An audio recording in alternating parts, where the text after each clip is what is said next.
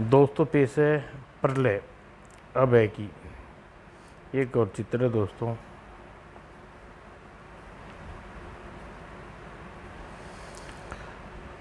झारखंड और अभय के दुश्मन, जिसके चेहरे पर सांप की भांति कुंडली मारे बैठा था। मातम, सिर्फ मातम। सुपर हीरो और खतरनाक विलेन भी इस अभेद के हाथ वाले युवक के हाथों पिट का अब क्या होगा। ऐसे में सुझाव प्रधानमंत्री बालनोच ने दिया। अब तो एक ही तरकीब बची है मित्रों। कौन सी? प्रधानमंत्री बालनोच ने बताई तरकीब, जिसे सुनकर आश्चर्य की आंधियां उड़ने लगी सभी के चेहरे पर। ऐसा क्या ऐसा हो सकता है? बिल्कुल, लेकिन इसे के लिए हम सबको खुलकर मैदान में आना होगा। बोलो, तैयार हो तुम सब? एक ही स्वर में बोल झारखंड के सभी दीवानी। हाँ हाँ हाँ, तो फिर ठीक है, सभी अपने अपने हथियार संभालो और आओ मेरे साथ। सभी को लेकर कहाँ चल रहा था प्रधानमंत्री बालनोच? और अपनी प्रयोगशाला में बैठा प्रोफेसर आलूजा खड़े जो उछल खड़ा। ये ध्वनि का मतलब गुप्त भवन में नरेश जी मुझे याद कर रहे हैं, मुझे तुरंत पहुंचना चाहिए। और प्रयोगशाला की एक दीवार की तरफ खिसक गई और सामने नजर आया एक गुप्त रास्ता, जहां खड़ी थी एक विचित्र कार, जिसमें बैठकर प्रोफेसर आलूजा तुरंत ही रवाना हो गई जल्दी भवन में। अरे यहाँ तो कोई नहीं है, कहाँ चले गए नरेश जी? मुझे बुलाकर स्विच दबाकर। तुम्हें बुलाने वाले स्विच नरेश ने नहीं, हमने दबाया था प्रोफेसर आलूजा। तुम कौन हो सब? झारखंड के भावी हकदार, और ये हक हमें प्राप्त करोगे तुम्हारी और नरेश झारखंड की लाशों को अपने कदमों में रोंद कर। और अब तुम्हें मारने में इतनी देर लगेगी हमें, ताकि हम जानते हैं कि झोपड़ा से बाहर तो तुम्हारी हैसियत किसी मरियल चूहे से ज़्यादा कुछ नहीं है। अचानक जैसे हाथ पर सवार हो गया, हवा में सवार हो गया प्रोफेसर आलूजा। कौन चूहा कौन शेर, ये अभी पता चल जाएगा कमीनों। भड़ाक से दीवार के साथ टकराया बालनोच, चीख उठा, टूट पड़ो। और अभी सभी आगे बढ़े। आओ कमीनों, एक एक कर सबको सबक सिखा दूंगा आज। बहुत बहादुर हो प्रोफेसर आलूजा, लेकिन एक बहादुर नियत था। कोई हथियारबंद दुश्मनों से कब तक लड़ सकता था? और तो और संभलने का मौका ना मिला प्रोफेसर आलूजा को, और ना कुछ करने का। और प्रोफेसर तड़पा कर मारने से तुम ठीक है, हम जैसे तड़प रहे हैं कर जिए हैं तभी कुछ नहीं सूझा। प्रोफेसर को एक अलग फाड़ कर चीखा, और जैसे फिजाओं में चारों ओर गूंज उठी वो प्रोफेसर आलूजा की चीख, अभेद। और हा हा हा, और तेज चलाओ प्रोफेसर, तुम्हारा वेद तुम्हें बचाने यहाँ नहीं आने वाला। क्योंकि ठीक उसी समय भड़ाक, दीवार गिरी गुप्त भवन की और दीवार की ओर। लेकिन ऐसा नहीं हुआ। आ पहुंचा अभेद, और अभेद ने जलती आंखों से लिया अपने निर्माता की हालत का नज़ारा। प्रोफेसर साहब, और फिर टूट पड़ा दुश्मनों पर। और झारखंडा ने सभी कानून और सभी नियमों ताक पर रख दिया। और फिर ऐसा करता भी क्यों नहीं? प्रोफेसर आलूजा की दशा देखकर पागल जो हो गया था वह दुश्मनों को कुकर्मों की पूरी सजा देकर प्रोफेसर आलूजा से की तरफ लिपटा। आह प्रोफेसर साहब! प्रोफेसर के शरीर से लिपट पड़ा और पहाड़ से ज़्यादा मजबूत न भेदा जाने वाला अभेद। और शब्द बड़ी मुश्किल से निकले प्रोफेसर आलूजा के मुंह से। रोना छोड़ मेरे बच्चे, गौर से सुन एक रहस्य की बात। बम का धमाका किया प्रोफेसर आलूजा ने, ये कहकर तुम ही अभेद हो और तुम ही तेजा। क्या ये आप क्या कह रहे हैं प्रोफेसर साहब? और अब तुम्हें सदा के लिए अभेद के रूप में रहना होगा तेजाक, क्योंकि जैसे ही मेरे शरीर मेरे प्राण निकलेंगे वैसे ही मेरी प्रयोगशाला झोपड़ा में रखा वह शक्तिशाली बम फट जाएगा जिसका संबंध मेरे शरीर की गतिविधि से है, यानी मेरे नब्ज नष्ट होने से ही नष्ट हो जाएगा झोपड़ा और नष्ट हो जाएंगी रिमोट मशीन जो तुम्हारे तेजाक अभेद अभेद तेजाक बनाती है। और फिर सदा के लिए खामोश हो गया और इसी के साथ झोपड़ा में हुआ व्याकरण विधि विस्फोट और अपने बनाने वाले के साथ नष्ट हो गई अद्भुत प्रयोगशाला और महल की दीवारें दरे दरे के हिला दिया। वेद के कंठ से उबलती चीख ने, मुझे छोड़कर नहीं जा सकते चाचा जी, आप मुझे छोड़कर नहीं जा सकते। अचानक ही चुप पड़ा, गम के स्वर में डूबा वेद। उसके चेहरे पर नाचने लगी हैरानी का भूत। सामने से आती हैरत आकृति को देखकर जो पल भर में प्रलय राज के रूप में लेती चली गई।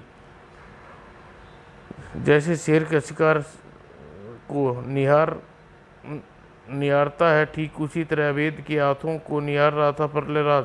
तुम्हारे इन हाथों में मेरी अभेद शक्ति है, इसलिए इन हाथों को के साथ तुम्हें भी मेरे साथ चलना होगा बच्चे, ताकि मैं अपनी तंत्र शक्ति के बल पर तुम्हारे शरीर से अलग कर तुम्हारे दोनों हाथ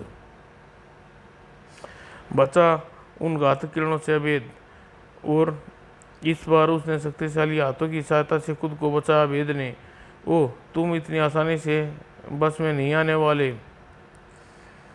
इसलिए प्रलयराज की शक्तियों को नहीं जानते हो। प्रलय राज ने भयानक रूप देखकर अभेद के मस्तिष्क में झट से आया एक विचार, इसकी शक्तियां लेकर मुझे इस जैसा बन जाना चाहिए अगले ही पल।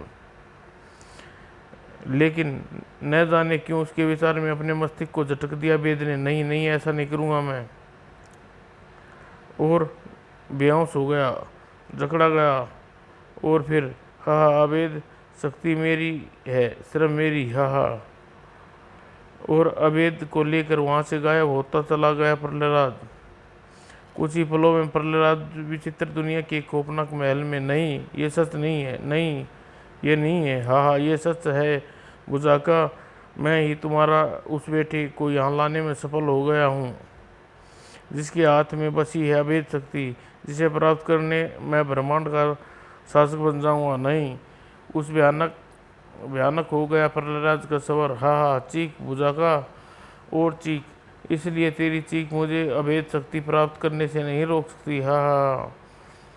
उधर प्रलयराज के सेवक उछल पड़े जब उसके सामने उछल कर खड़ा हुआ अभेद।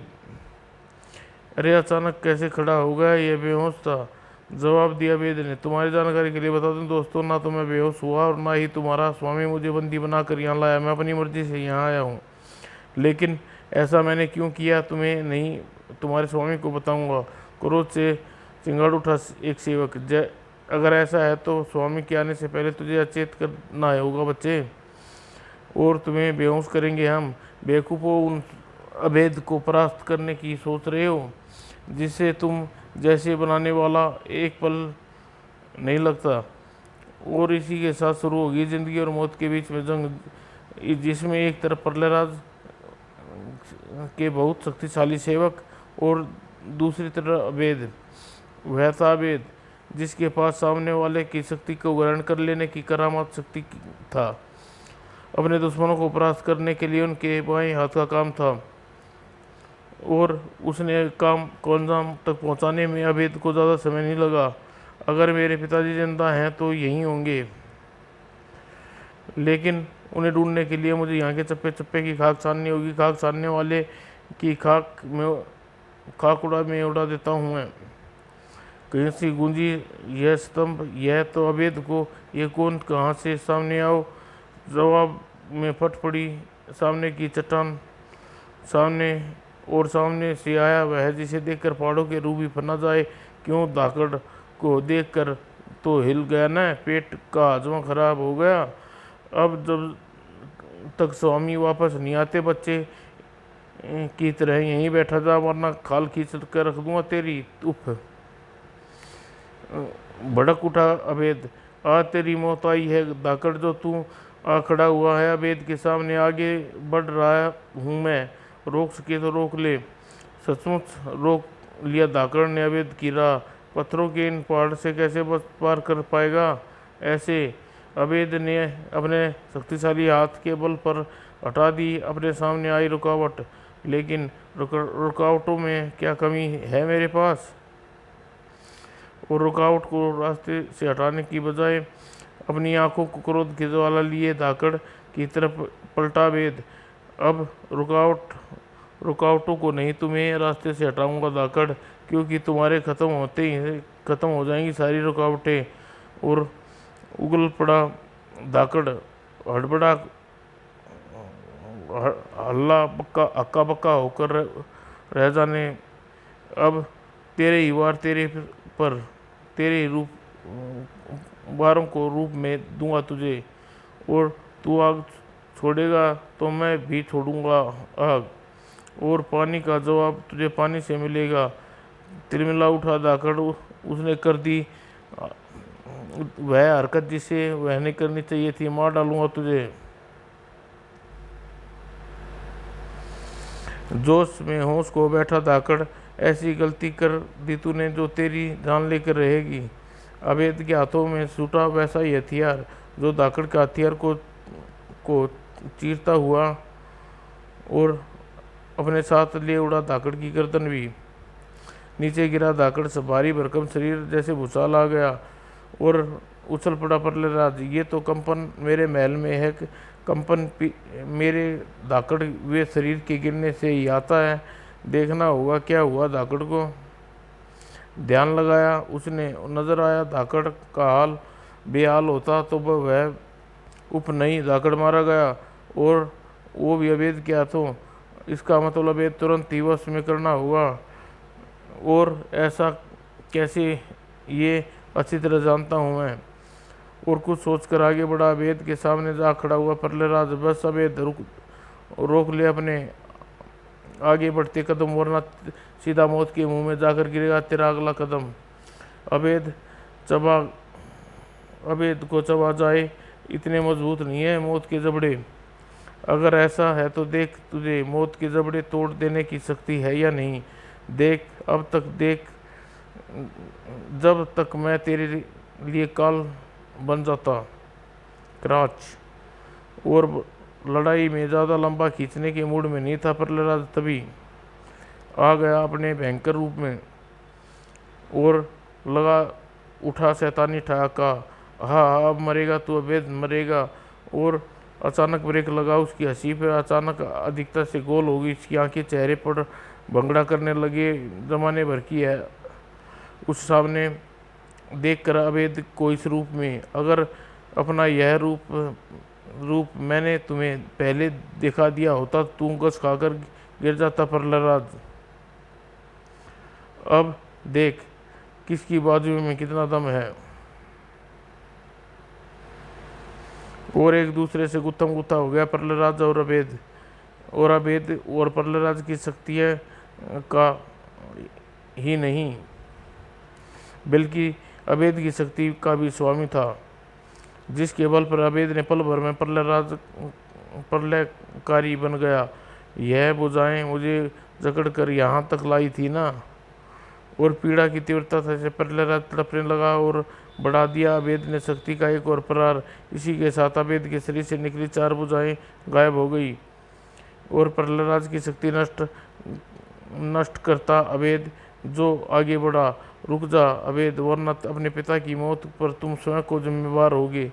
एकाक सरक गई दीवार और पत्थर का बुत बनकर रह गया अभेद। पिताजी नहीं। और खूंखार स्वर में गरज उठा प्रहलाद। मैं जानता था ऐसी स्थिति आ सकती है, इसलिए इस इंतजाम पहले ही मैंने कर लिया था। पिताजी प्यार का मारा अभेद बेचारा कर बैठा गुहार। मेरे पिताजी को छोड़ दे प्रहलाद, अब मैं तुम्हारे पिता के मौत के मुंह में जाने से तो तब तक बच सकते हो अभेद, जब तक तुम स्वयं अभेद शक्ति सौंप न दो। बोलो मंजूर है तुम्हें यह सौदा? वर्षों पहले पिता के प्यार अब खोना नहीं चाहता था अबेद। तभी वह कह उठा, हाँ मुझे मंजूर है सौदा। अबेद के हाँ हाँ मिली भुजंगा की नहीं भी। नहीं मेरे बच्चे नहीं, मत मान इस शैतान की बात, मत सौंपा बेद शक्ति। इसके बल पर यह खून का समुद्र बहा देगा शैतान। बहुत महंगा पड़ेगा बेटा यह सौदा, बहुत महंगा। रो पड़ा अबेद, मेरे लिए यह सौदा सबसे सस्ता है पिताजी। अबेद, शक्ति गवा कर मैं आपका प्यार पाऊंगा जिससे वर्षों लिए तरस रहा हूँ। अपने प्यार पर हजारों अबेद शक्तियाँ कुर्बान कुर्बान कर सकता है आपका यह बच्चा। बुजाका की बात नहीं सुनी अबेद ने और पलटा प्रहलाद की तरफ। तू मेरे इन दोनों हाथों को मेरे सिर से जुदा कर सकते हो प्रहलाद, जिसमें समाई हुई है अबेद शक्ति। चमक उठी प्रहलाद की आंखें, मनचाही मुराद पाकर प्रकट हो गया हाथों में एक घातक हथियार, जिसे लेकर बड़ा वह अबेद शक्ति लेने के शरीर से अलग कर देने के लिए। और चिंता की सैकड़ों रेखाएं का डेरा जमाया लिया भुजांग के चेहरे पर। उप मुझे बचाने के लिए तेजाक अभेद शक्ति प्रहलाद को सौंप दे तो तत्पर है। अगर ऐसा हो गया तो त्राही त्राही कर उठेगी मानवता, जिसे बचाने के लिए मैंने वर्षों घोर यातनाएं सही हैं। अब मेरा बलिदान ही अभेद शक्ति को उन दुष्ट हाथों से बचा सकता है। अगले ही पल पूरी शक्ति से बुजाका ने अपने शरीर को दिया एक तेज झटका और इसी घड़ी पेंडुलम की तरह लुढ़का बुजाका शरीर बस कुछ ही पल फिर ऐसे ही झूलता हुआ वह शैतान तक पहुंचा जाएगा जिससे रस्सी थाम रखी है। उधर प्रहलाद तक जा पहुंचा था अबेद और वार करने के लिए ऊपर उठा लिए थे उसने अपने हाथों को और थमा घातक हथियार। बस एक ही बार पल की देरी थी और लेकिन उसी पल घट गई एक अपराधिक घटना। झूलता हुआ बुजाका का शरीर टकराया शैतान से जो और छूट गई उसके हाथों से रस्सी और बुजाका का अंतिम चीख गूंज हुई महल का कोना कोना। लहू से ईश्वर को लहूलुहान अबेद का चेहरा पिताजी और एक ही पल में हजारवें हिस्से में अगले ही पल काटने के लिए हथियार हाथ में लिए। अब तेरी खैर नहीं प्रहलाद। और इस घातक हथियार के साथ ही अबेद ने क्रोध का कह टूट पड़ा प्रहलाद पर और इसी के साथ ही जैसे भूचाल आ गया विचित्र महल में उड़ाम और अचंबा खड़ा अबेद फंस गया उस अद्भुत तिरंग के जाल में। कुछ ही पलों में अबेद अपने आप को पाया झारंगा में। उसे पूरा करने के लिए अब मैं अपने तन प्राण की बाजी लगा दूंगा। जब तक पृथ्वी और पापियों का नाश हो नहीं जाता तब तक मैं चैन से नहीं बैठूंगा। भरी दुनिया में अकेला महसूस कर रहा था स्वयं को। चाचा जी पिताजी इस दुनिया से छोड़कर चले गए, लेकिन उद्देश्य के लिए उन्होंने अपना जीवन न्यौछावर कर दिया। अगर इधर न जाने कहाँ यह शख्स भी खा गया था सौगंध। अब जब तक तेरे नामो निशान को इस धरती से नहीं मिटा दूंगा अबेद, तब तक मैं खुद को चैन से नहीं बैठूंगा, न मैं तुझे बैठने दूंगा। जल्दी तेरे बीच मेरे होगा सुपर हिट मुकाबला।